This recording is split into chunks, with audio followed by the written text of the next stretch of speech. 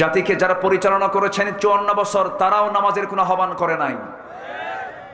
যে দলের দলীয় কর্মসূচিতে নামাজের কার্যসূচি নাই, ওই দল করা হারাম। যে লোক আপনাকে জাহান্নাম থেকে বাঁচানোর চিন্তা করে না, সে আমার বন্ধুই না। আমাকে সবচেয়ে বড় চ্যালেঞ্জ মাথায় নিতে হবে, আমাকে জান্নাতে যেতে হবে। আমি আয়াতের দিকে আস্তে আস্তে চলে গেলাম, সময় কম তো একটু চলে যাচ্ছি। আমার বন্ধু সেই যে আমাকে জাহান্নাম থেকে বাঁচায়া জান্নাতে যাওয়ার পরামর্শ দেবে, সে আমার বন্ধু। যে দল আমাকে জাহান্নাম থেকে বাঁচায়া জান্নাতের দিকে নিতে পারবে, সেই দল হচ্ছে আমার দল। ঠিক কিনা বলেন? সব কিছুর মূল লক্ষ্য হবে দুনিয়া না আখিরাত। আসতে বলেন দুনিয়া না আখিরাত, আখিরাত। সূরা আলে ইমরান আয়াত নম্বর 185। সবার কম বেশি আয়াতটা জানা আছে। কুল্লু নাফসিন, দেখছেন কি মুখস্থ সব। আবার বলেন কুল্লু নাফসিন যায়িকাতুল মাউত। আয়াতটা কত ভয়ঙ্কর জানেন? কত ভয়ঙ্কর আয়াত। প্রত্যেকটা প্রাণীকে মৃত্যুর স্বাদ নিতে হবে। এ স্বাদ কি মানে মানে সুখের স্বাদ? এই স্বাদ কি সহজ? তাহলে আল্লাহ পাক কিন্তু স্বাদের কথাই বলেছেন, কুল্লু নাফসিন যায়িকাতুল মাউত। প্রত্যেকটা মানুষকে মৃত্যুর স্বাদ নিতে হবে। এরপরেই আল্লাহ রাব্বুল আলামিন আবার বলছেন, তোমাদেরকে কিয়ামত দিবসে আমি তোমাদেরকে হাজির করব। এরপর আল্লাহ রাব্বুল আলামিন বলছেন, সফল কে হতে পারে, সফলতার শর্তগুলো কি? আজকে আমরা এই সাবজেক্টের উপরে কিছু কথা বলবো। সফল কে এবং সফলতার শর্তগুলো কি কি, সফল হব আমরা কি কি শর্ত পূরণ করলে আমরা সফল হতে পারি, এই বিষয়ে আজকে 9টি পয়েন্টে কিছু কথা আমি বলতে চাচ্ছি। আমাকে সময় দেবেন তো? জোরে বলি ইনশাআল্লাহ। যদি সময় একটু বেশি লেগে যায়, যদি 12টা পার হয়ে যায়, তাও কোনো আপত্তি নেই তো? জোরে বলি ইনশাআল্লাহ। বহুদিন পর শাহজাদপুরের মেইন পয়েন্টে কথা বলার সুযোগ পেলাম। মাহফিল তো 16 বছর আমাদেরকে করতেই দেয়নি ভালো করে, বহু জ্বালান জ্বালাইছে, বুঝলেন? বাস্তব কথা একটু বলতে তো হয়ই, কম জ্বালান জ্বালায়নি তো। আচ্ছা বলেন তো, দেশ কোনোদিন আলেমদের হাতে ছিল ক্ষমতায়? তা আমাদের উপরে তো রাগ ছিল কেন? আলেমদের জন্য তো একটু দোয়া করা লাগে, আলেমদের কাছ থেকে দোয়া নিতে হয়। ওরা এমন জায়গায় ঢিল মারছে, মামুবাড়ি দিল্লি গিয়ে পড়েছে, ঠিক কি না? এমন জায়গায় ঢিল মেরেছে। আল্লামা সাঈদী কি ছোটখাটো কোনো বিষয়ের নাম? আল্লামা সাঈদী হচ্ছেন বিশ্ব ইসলামী আন্দোলনের একজন অন্যতম পথিকৃৎ, যার জীবনের সঙ্গে যুগে যুগে আল্লাহর পছন্দের বান্দাদের জীবন মিলে যায়। মৃত্যু হয়েছে স্বাভাবিক না অস্বাভাবিক? এবং তার মৃত্যুর মধ্যে রহস্য অবশ্যই আছে না নাই? তাফসীর মাহফিলের এই প্ল্যাটফর্ম থেকে সুস্পষ্ট ভাষায় জানান দিতে চাই, তার এই চেয়ারটাই ছিল তার বসার জায়গা। অতএব এই জায়গা থেকে তার নামে যদি কিছু না বলা হয়, কৃপণতা হয়ে যাবে। তার মৃত্যুর রহস্য উন্মোচন করে আমার বিশ্বাস থেকে দিল্লির প্রেসক্রিপশনে হত্যা করা হয়েছে। এনিওয়ে, আল্লামা সাঈদীর খুনের সঙ্গে যারাই জড়িত, চূড়ান্ত শাস্তি নিশ্চিত করতে হবে। মুসলমান রাজি আছেন কারা কারা? দুহাত উঁচু করে দেখা।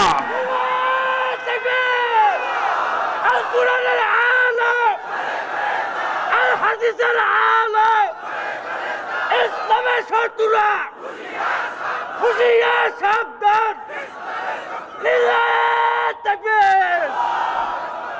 আল্লাহ কবুল করুন, জোরে বলে আমিন।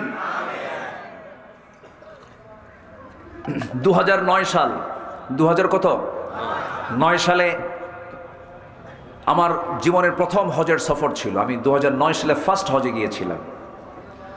তো 2009 সালের লাস্ট হজ ছিল হলো আল্লামা সাঈদী রাহিমাহুল্লাহর লাস্ট হজ। উনি এরপরে আর হজ করতে পারেননি। পারবেন কেমনে? ওনাকে তো অন্ধকার প্রকোষ্ঠে ঢুকানো হয়েছিল 10 সালের জুনে। ফেব্রুয়ারিতে তিনি পাবনার দারুল আমান ট্রাস্টের শেষ মাহফিল করে গেছেন পাবনাতে। ফেব্রুয়ারিতে, উনি জুনে গ্রেফতার হয়েছেন। তো 9 সালে তার লাস্ট হজ। সে হজের সফরে আমরা সবাই মিলে বললাম, হুজুর টিপাইমুখী বাঁধের আন্দোলন চলছে, এরপরে দেশের বিভিন্ন আইনি প্রক্রিয়া দেখে মনে হচ্ছে আপনি দেশে ফিরলে আপনাকে গ্রেফতার করা হবে। যেহেতু সৌদি রয়্যাল গেস্ট হয়ে আপনি হজ করতে এসেছেন, আপনি সৌদির কাছে যদি নাগরিকত্ব চান আপনি পাবেন, আপনি দেশে থেকে যান। আল্লামা সাঈদ রাহিমাহুল্লাহ মুস্কি হাসি মেরে জবাব দিয়েছিলেন, দেশের জনগণ আমাকে খুব ভালোবাসে, আমি নির্দিষ্ট একজন দলের দলীয় নেতা, আমার কর্মীকে দেশে বিপদে রেখে যে নেতা পালায়া থাকবে সেই পালানোর কাতারে সাঈদী থাকতে পারে না। সাঈদী পালায়া থাকার মানুষ না। ফিরেছেন দেশে ভয়ে না বীরের বেশে? উনি যে দুনিয়া থেকে বিদায় নিয়েছেন রাতের বেলা, তার শেষ বিকালের যে কথাটা ছিল, তিনি যে কথা বলেছেন সেটা কি কান্না না হাসি? তিনি হাসি মুখে দুনিয়া থেকে বিদায় নিয়েছেন, কারো কাছে তিনি মাথা নত করেননি। উনি বলেছিলেন 2001 কি 2 সালের দিকে, প্রথম দিকে উনি বলেছিলেন, গাছের গোড়ায় নাড়া দেব, মামু বাড়ি দিল্লি গিয়ে পড়বা। কোথায় গিয়ে পড়েছে বলেন? কোথায় গিয়ে পড়েছে? দিল্লি গিয়ে পড়েছে। উনি যে আল্লাহওয়ালা মানুষ, আল্লাহ পাক তার কথাকে বাস্তবে রূপ দিয়ে দিয়েছেন। পাশে কলকাতা ছিল কিনা বলেন? পাশে কলকাতা ছিল, সিলেটের পাশে আগরতলার ত্রিপুরা ছিল, ত্রিপুরার আগরতলা ছিল, কুড়িগ্রামের পাশে আসামের গুয়াহাটি ছিল, ওইদিকে রাজস্থান ছিল, ওইদিকে চেন্নাই ছিল, শ্রীলঙ্কা কাঠমান্ডু, নেপাল, ভুটান, মায়ানমার ইয়াঙ্গন, বোনের বাড়ি লন্ডন, বিয়ে বাড়ি আমেরিকা ছিল, কোথাও পড়ে নাই, মামু বাড়ি দিল্লি গিয়ে পড়েছে। সিদ্ধান্ত কার? আসতে বলবেন না, সিদ্ধান্ত কার? আমরা হকের পক্ষে টিকে থাকবো। জোরে বলি ইনশাআল্লাহ, জোরে বলি ইনশাআল্লাহ। আমরা সফল হওয়ার জন্য কিছু শর্ত পূরণ করব আজকে, সেই শর্তগুলো শুনে যাব। জোরে বলি ইনশাআল্লাহ। তাহলে সফল কে হবে? আল্লাহ পাক শুধু একটা লাইনে বলে দিয়েছেন, সূরা আলে ইমরানের 185 নম্বর আয়াত। আল্লাহ রাব্বুল আলামিন বলেন, কুল্লু নাফসিন যায়িকাতুল মাউতি ওয়া ইন্নামা তুওয়াফাউনা উজুরাকুম ইয়াওমাল কিয়ামাহ فمن زحزح عن النار وأدخل الجنة فقد فاز وما الحياة الدنيا إلا متاع الغرور জোরে বলুন আল্লাহু আকবার। আল্লাহ রাব্বুল আলামিন বলেন, সেই বান্দাই সফল যে বান্দা জাহান্নাম থেকে মুক্ত হয়ে জান্নাত পেয়ে গেল, জান্নাতে প্রবেশ করলো, সেই বান্দাই সফল। যে ব্যক্তির জন্য জাহান্নামটা ক্লোজ হয়ে জান্নাত উন্মুক্ত হলো, সেই ব্যক্তি হলো মহা সাফল্যবান। এই জন্য আমাদের সবচেয়ে বড় চ্যালেঞ্জ হলো আমাদেরকে যেমন করি হোক জান্নাত পেতেই হবে। সবাইকে জান্নাত পেতে চান নাকি? সবাইকে জান্নাত পেতে চান নাকি? সেই জান্নাতের লাইনে আমাকে চলতে হবে। জান্নাত প্রাপ্তির জন্য আমার কিছু শর্ত পূরণ করতে হবে। 9টা শর্ত যদি কোনো বান্দা পূরণ করে সেই বান্দা মহা সফল হয়ে যাবে। নাম্বার 1 হলো নেক আমল সহ ঈমান। ইন্নাল্লাযীনা আমানু ওয়া আমিলুস সালিহাতি লাহুম জান্নাতুন তাজরি মিন তাহতিহাল আনহার যালিকাল ফাওজুল কাবীর। জোরে বলুন আল্লাহু আকবার। সূরাতুল বুরুজ আয়াত নম্বর 11 আল্লাহ রাব্বুল আলামিন বলেন, নিঃসন্দেহে যারা ঈমান আনবে এবং নেক আমল করবে তাদের জন্য এমন একটা জান্নাত আল্লাহ পাক নির্ধারণ রেখেছেন যার নিজ দিয়ে নহর প্রবাহিত, প্রস্রবণ প্রবাহিত। ওই বান্দার জন্য, জান্নাতীদের জন্য 4টা প্রস্রবণ জান্নাতে থাকবে, 4টা নহর থাকবে। মধুর নহর, দুধের নহর, শরাবের নহর, পানির নহর। মোট কয়টা নহর হলো বলেন? 4টা নহর, যা দুনিয়াতেও আছে। দুনিয়ার মধু পান করলে পরে শিশু যুবক হয়, কিশোর তরুণ হয়ে যায়, বুড়া মানুষ মধু খেলে পরে আরো বুড়া হয়ে যায়। দুনিয়ার দুধ পান করলে পরে বুড়া আরো বুড়া হয়ে যায়। ছোট্ট বাচ্চা শিশু থেকে কিশোর হয়ে যায়, আবার সে একদিন বুড়া হয়ে যায়। কিন্তু দুনিয়ার এই সমস্ত খাবার খেলে পরে বুড়া হয়ে যাচ্ছে, কিন্তু জান্নাতের কোনো দুধ, জান্নাতের কোনো পানি, জান্নাতের কোনো শরাব, জান্নাতের কোনো মধু যদি কোনো বান্দা একবার পার করে, একবার পান করে নেয়, আমৃত্যু সে কোনোদিন বুড়া হবে না। জোরে কোন সুবহানাল্লাহ। তাহলে জান্নাতে বুড়া হওয়ার কোনো সুযোগ, দাঁত পড়ে যাওয়ার কোনো সুযোগ, চোখে কম দেখার কোনো সুযোগ, চামড়া কুঁচকে যাওয়ার কোনো সুযোগ নাই। শুধু নিয়ামত আর নিয়ামত। জান্নাতের ভিতরে কোনো ঘুম থাকবে না, আবার জাহান্নামের মধ্যেও কোনো ঘুম থাকবে না। সুম্মা লা ইয়ামুতু ফিহা ওয়ালা ইয়াহইয়া। জাহান্নামের মধ্যেও কোনো ঘুম থাকবে না, কারণ সে জায়গায় ঘুম হলে পরে, ঘুম মানে তো মরে যাওয়া, সে শাস্তিটা পাবে কেমনে? আবার জান্নাতের মধ্যেও যদি জান্নাতি বান্দারা ঘুমায় পড়ে, তাহলে সে তো ঘুমেই থাকলো, মরেই থাকলো, সে নিয়ামতগুলো ভোগ করবে কেমনে? হয়তো বলবেন হুজুর ঘুম না পারলে মাথা করবে, ঘুম না পারলে ক্লান্তি আসবে, কিন্তু জান্নাতের মধ্যে কোনো ক্লান্তির গন্ধই নাই। যেরকম সুবহানাল্লাহ। জান্নাতে কোনো পেশাব হবে না, জান্নাতে কোনো পায়খানাও থাকবে না, জান্নাতি কোনো প্রকার এই সমস্ত পেশাব পায়খানার কোনো কারবার থাকবে না। বহুদিন পর পর একটা করে ঢেকুস মারবে, সমস্ত হজম তার ক্লিয়ার হয়ে যাবে। জান্নাতের মধ্যে কোনোদিন বুড়া হবে না। জান্নাতের যে খাবারগুলো খাবে, এই জান্নাতের খাবার খেয়ে কোনদিন তার পেটও নষ্ট হবে না।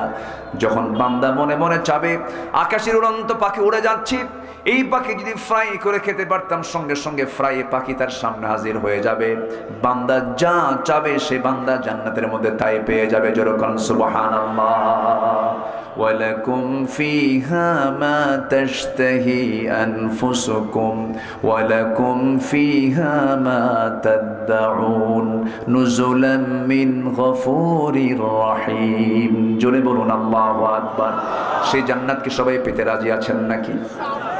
জান্নাতের মধ্যে মহান রব্বুল আলামিন প্রথমে ফল খাওয়াবেন, মাছের কলিজা খাওয়াবেন, ওয়াফাকিহাতুম মিম্মা ইয়াতাখায়্যারুন ওয়া লাহমি তায়রিম মিম্মা ইয়াশতাহুন ওয়া হুরুন আইন কাআমসালিল লুলুইল মাকনুন। জোরে বলুন আল্লাহু আকবার। টানা টানা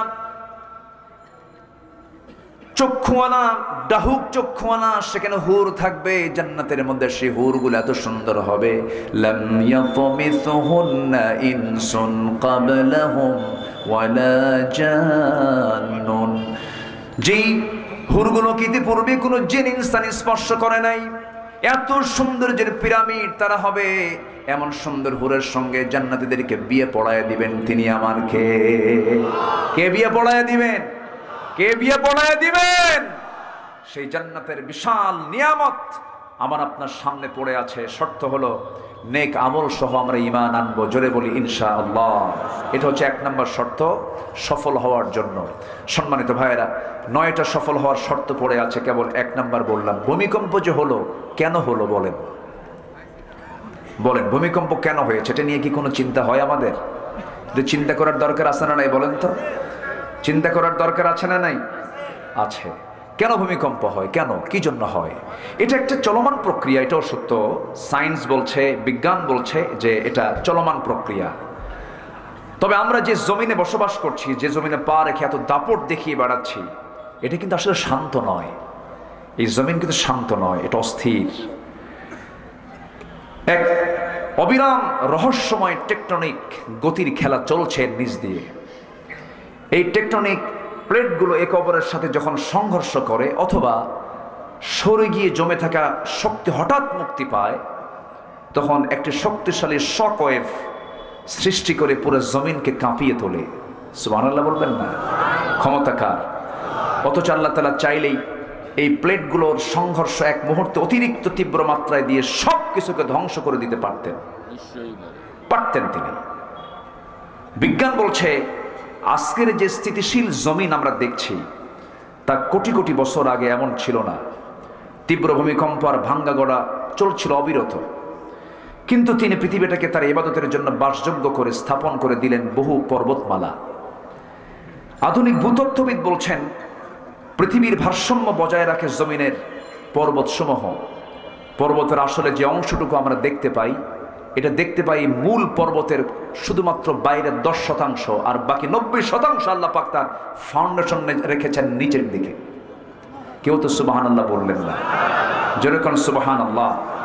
কেন এত বড় করেছেন পর্বতগুলোকে, হিমালয়কে? কেন বড় এই সমস্ত পর্বতগুলোকে ঘন ঘন কেন দিয়েছেন? এত ফাউন্ডেশন মজবুত কেন করে দিয়েছেন? যেন পৃথিবীটা আন্দোলিত না হয়।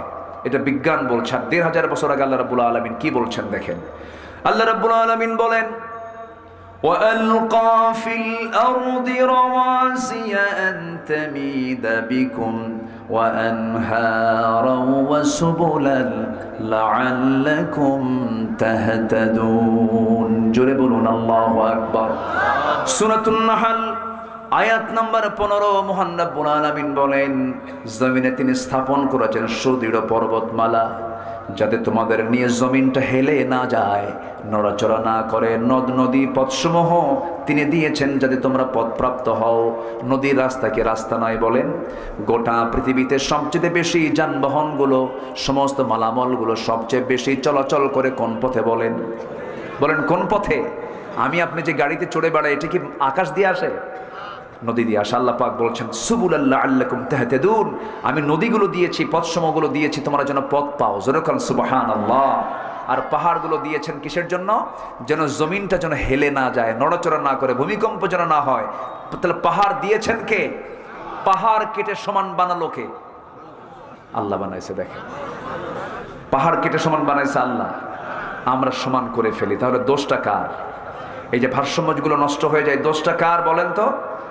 আমাদের দোষ। আলাম নাজআলিল আরদা মিহাদা, আল্লাহ পাক পৃথিবীকে বিছানার মতো করে সৃষ্টি করে দিয়েছেন, কিছু কিছু জায়গায় সমতল করেছেন, সে যেন বান্দা সহজেই যেন বসবাস করতে পারে, চলতে পারে।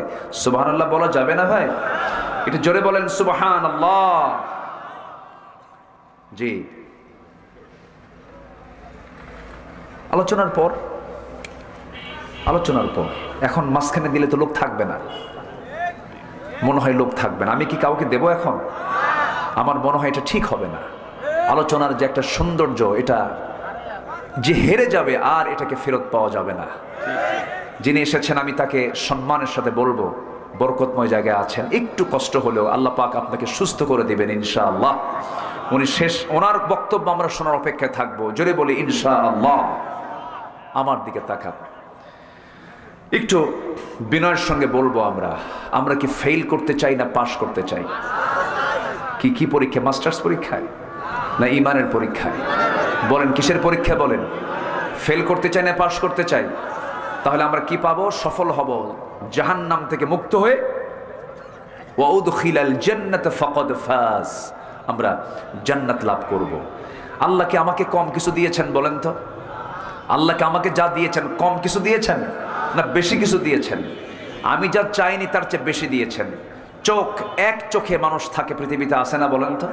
আমাকে কয় চোখ দিয়েছেন?